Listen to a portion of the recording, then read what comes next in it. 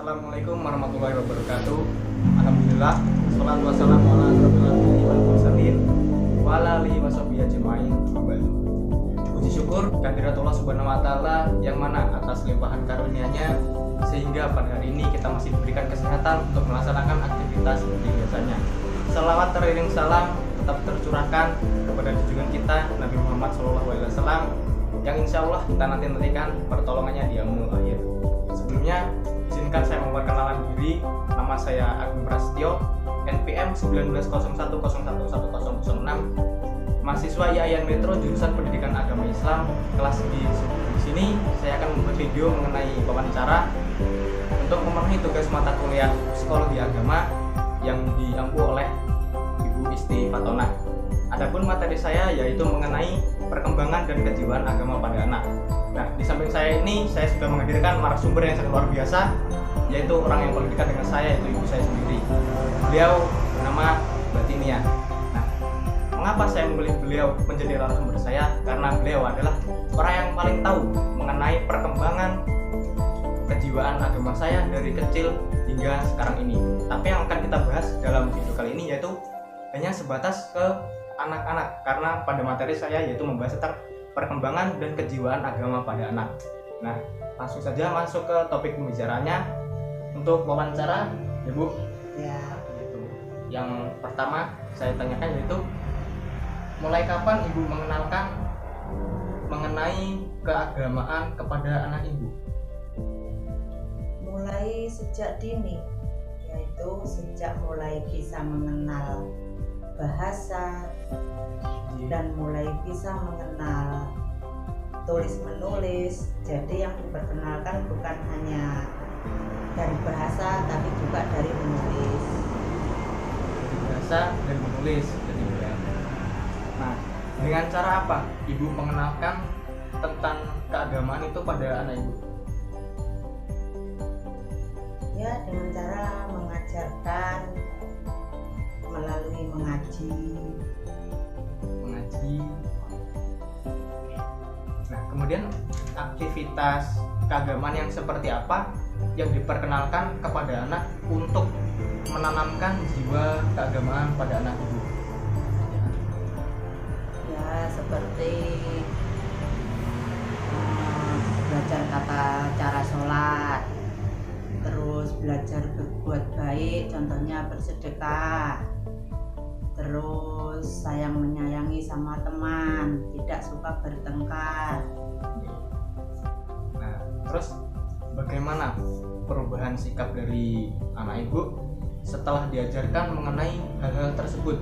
Ya, contohnya kalau masalah bidang mengaji, misalnya dia yang sebelumnya tidak tahu masalah waktu, kedisiplinan waktu untuk mengaji, dia bisa menyisihkan waktunya untuk mengaji. Biasanya jam sekian saya belum punya jadwal, jam sekian terus jadi punya jadwal, punya kedisiplinan waktu. Berarti yang ditunjukkan dari perubahan sikapnya itu menjadi lebih disiplin waktu seperti itu contohnya. Nah, pokoknya lebih baik.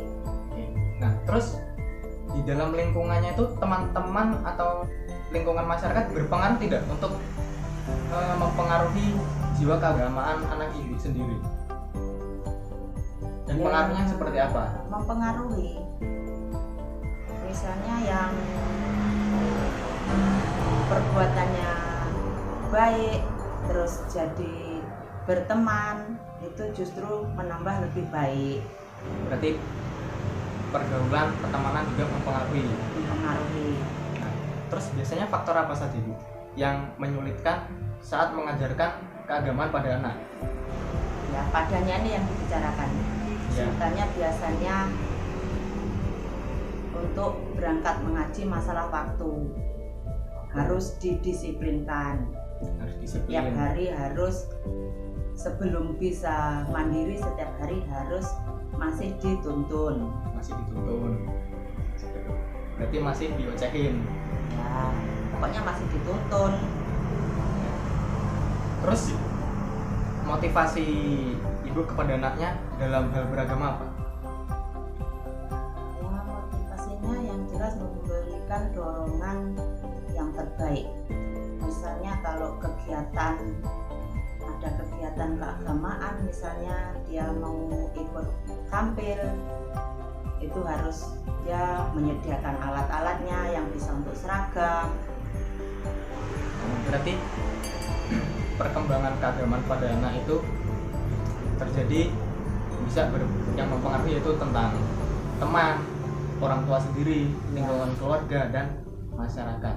Yang paling banyak itu yang jelas dari keluarga, dari orang tua. Oke, terima kasih Bu. Nah, dari wawancara tadi dapat saya simpulkan bahwa memang perkembangan agama pada anak itu terjadi melalui pengalamannya sejak kecil, terutama dari keluarga, dalam sekolah dan lingkungan masyarakat. Nah, semakin banyak pengalaman agama yang diajarkan kepada anak, maka akan mempengaruhi sikap, mempengaruhi mental, tindakan untuk melakukan kegiatan yang positif kepada anak tersebut.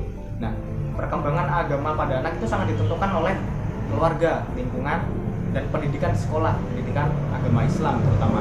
Nah, memang pengalaman agama itu mengikuti pola keagamaan orang tua. Jika orang tuanya kental beragama, insya Allah anaknya akan kental beragama. Nah, seperti itu saja wawancara dari saya dan ibu saya.